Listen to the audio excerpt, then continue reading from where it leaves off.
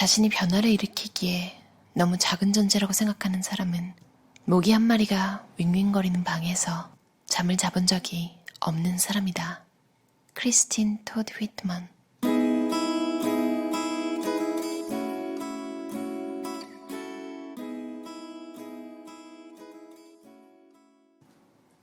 늘 시작이 가장 어렵다고들 한다. 군중 속에서 홀로 일어나 박수를 치는 것은 늘 겁나는 일이다. 사회운동가 사라 엘 아미는 사람들이 변화를 위한 행동에 섣불리 나서지 못하는 것은 기본적으로 다음과 같은 4가지 이유 때문이라고 말한다. 내가 성공할 것이라고 믿지 않는다. 남들의 지지가 부족하다. 사용할 도구나 수단이 없다. 자금이 없다. 대부분의 사람들이 첫 발을 떼지 못하는 가장 큰 이유는 자신이 변화를 일으킬 능력이 없다고 믿기 때문이다. 바로 그런 이유 때문에 실제로 과감하게 실천하여 성공적으로 변화를 일군 사람들에 관한 이야기를 듣는 것이 매우 중요하다.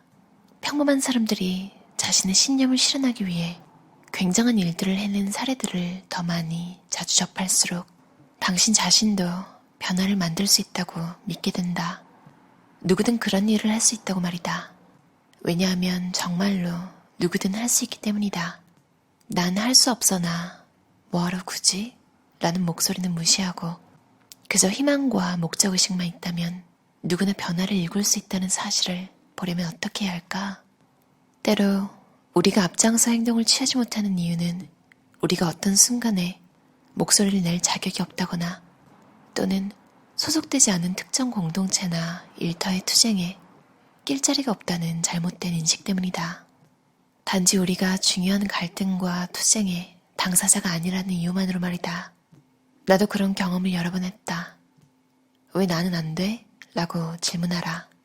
어머니는 영원히 얼굴 반쪽이 마비된 채 살아야 했다.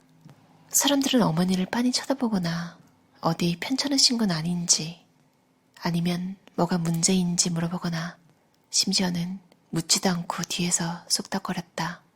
그러나 어머니는 그 모든 일들에 경탄스러울 정도의 우아함과 자신감으로 대응했으며 불평하는 법 없이 어떤 도전도 두려워하거나 겁내지 않았으며 신체적 불편함이 앞길을 가로막게 내버려두지도 않았다.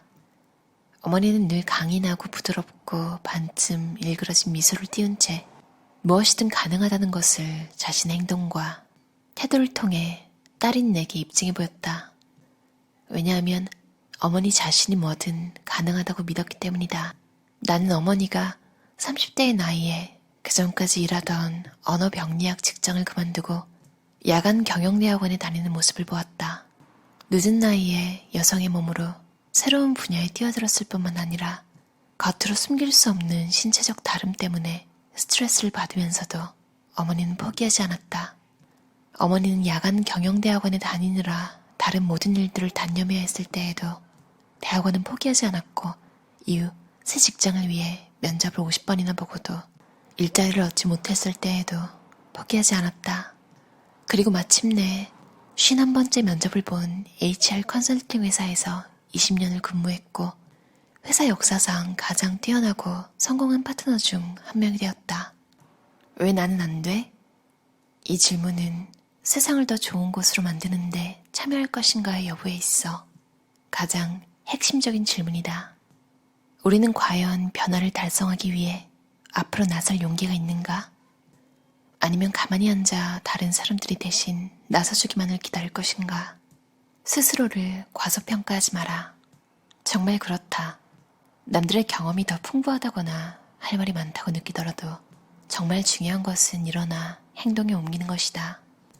사람들이 행동에 나서지 못하는 가장 큰 이유는 두렵기 때문이다. 만약에 실패하면 어쩌지? 사람들이 나더러 뭐라고 하면? 만약에 내 아이디어가 별로라면 어떡해? 만약에 그런 두려움에 굴복하지 않고 계속 전진한다면 어떨까? 그렇게 할 수 있는 한 가지 방법은 사전에 연습하는 것이다.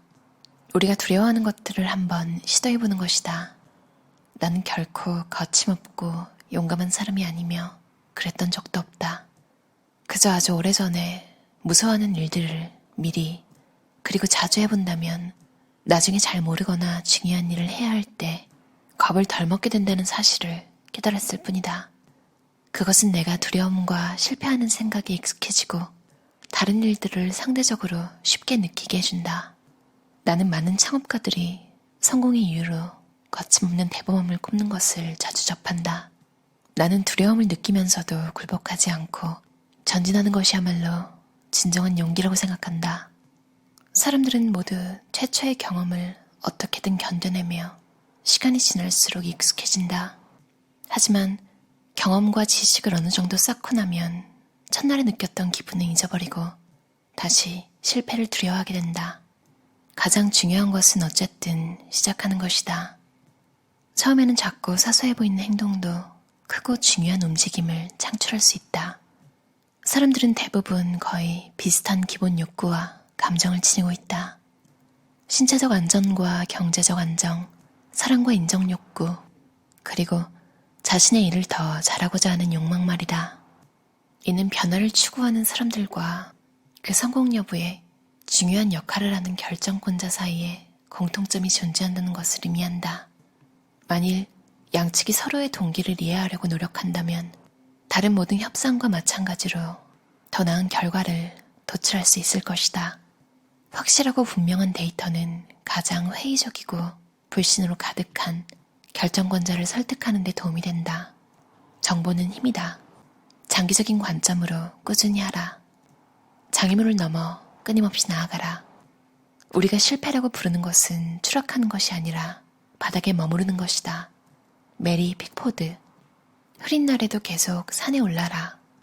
맑고 화창한 날에 산꼭대기 근처에 소풍 바구니를 들고 있거나 아니면 비바람이 몰아치는 날 무거운 배낭을 메고 산기슭에서 과연 저 위에 올라갈 수 있을지 불안해하고 있거나 당신은 언제나 이 두 가지 상태를 반복하고 있을 것이다.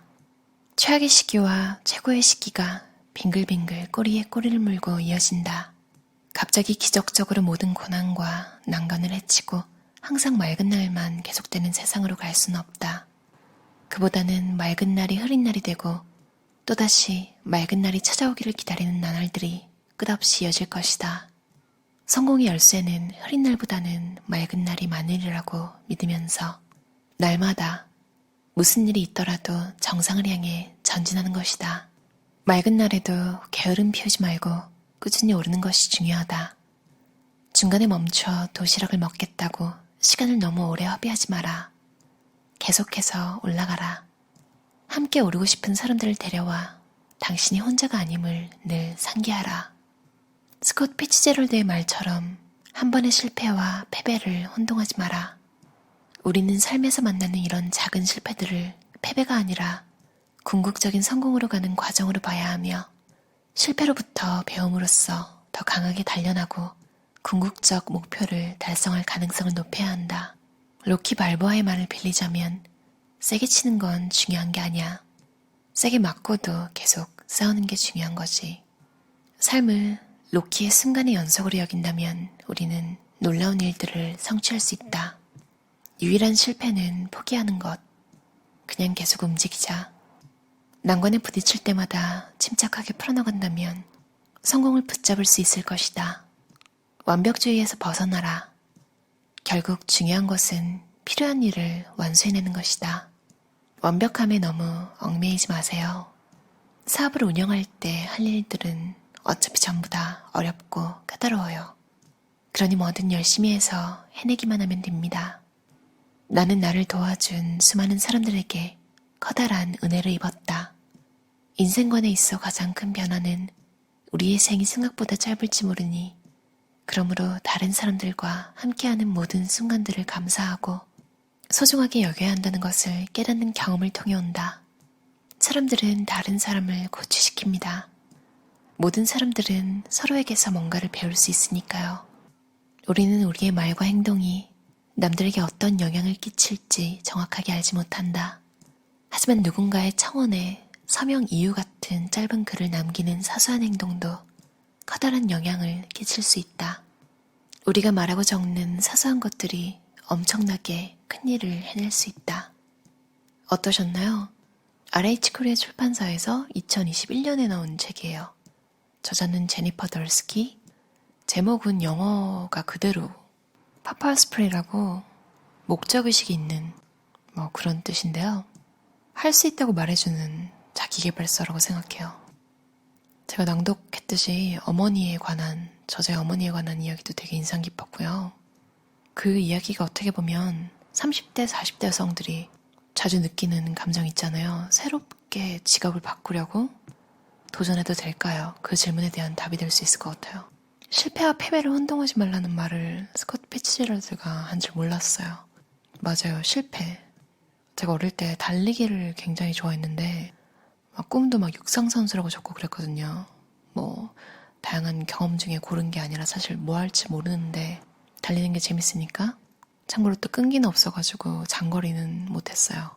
근데 제가 육상을 이렇게 막 마라톤 같은 거 하잖아요. 릴레이. 거기서 뛰는데 연습 경기를 하는데 제가 너무 의욕이 넘치는데 그런 거 아시죠? 그러니까 의욕이 넘쳐서 머리랑 몸이 앞으로 나가 있는데 다리가 못 따라간 거예요. 그래서 진짜 심하게 슬라이딩을 하면서 넘어진 거예요. 얼마나 아팠겠어요. 무릎이 다 까지고. 근데 인간은 너무 신기한 게 하나도 안 아프고 어릴 때지만 제가 어떻게 했는지 기억이 나요. 정말 세뇌를 하면서 내 스스로를 아무도 못 봤을 거야. 그런 말도 안 되는 생각을 하면서 다시 일어나서 달렸거든요. 사실 이 기억이 왜 났냐면 어떻게 보면 이건 사라졌을 기억일 수도 있어요. 근데 그때 한 친구가 반에서 저랑 그렇게 친하지도 않았던 친구가 다가와서 넘어졌는데 일어나서 다시 달리는 게 굉장히 멋있었다고 하더라고요. 진짜 어렸을 때인데 아마 모르겠어요. 저학년 때였던 것 같아요. 그냥 넘어져서 울고 멈추고 이제 트랙 밖으로 나갔어도 되는 일인데 저는 창피함이 더 컸던 것 같아요. 사실 뭐 책임감이 있어서 그랬다기보다 그 나이에 특히 그 친구, 그렇게 따뜻하게 말해준 친구가 제 실패를 긍정적으로 느낄 수 있게 해준 결정적인 역할을 한 것 같아요. 여기서 뭘 느꼈냐면 어떤 일을 겪든 나쁘든 좋든 내 인생 주변에서 그 사건을 어떤 식으로 해석해 줄지 여기서 더 좋은 사람을 주변에 둬야 된다는 게 또 한 번 생각나잖아요. 저는 그때 운이 좀 좋았던 것 같아요. 그리고 또 이런 생각도 들어요. 나는 누군가의 실패에 그런 역할을 해줄 수 있는 사람일까?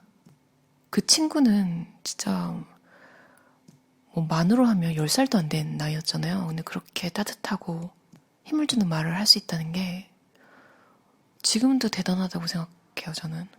너무 고마워요. 제가 그 달리기 하다 넘어진 이야기 하나로 이것저것 5만 가지 감정을 다 느끼고 말했잖아요.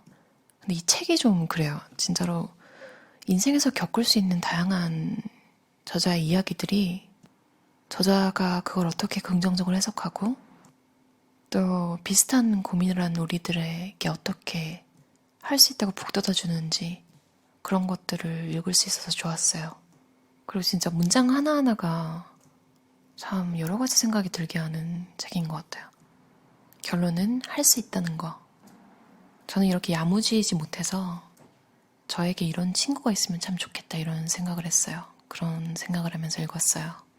그리고 저자가 창원에 서명하는 이유 같은 것도 굉장한 의미가 될 수 있다고 하잖아요. 인터넷에서 지나다니다가 좀 억울한 사연 같은 거 보면 서명하는 편인데 갑자기 그것에 대한 생각도 다시 해보게 됐어요. 인터넷 때문에 정말 빛도 못 보고 사라질 억울한 사연들에 대해서 국민청원 같은 거 한 표라도 내가 줄 수 있어서 참 다행이다 이런 생각을 했어요. 이왕 할 거, 이왕 태어난 김에 사는 거, 하고 있는 일, 하고 싶은 일, 할 수 있다고 믿고 내일도 일어나서 별다른 성과가 보이지 않더라도 꾸준히 할 수 있는 그런 하루 내일 보내셨으면 좋겠어요. 들어주셔서 감사합니다. 편안한 밤 보내세요.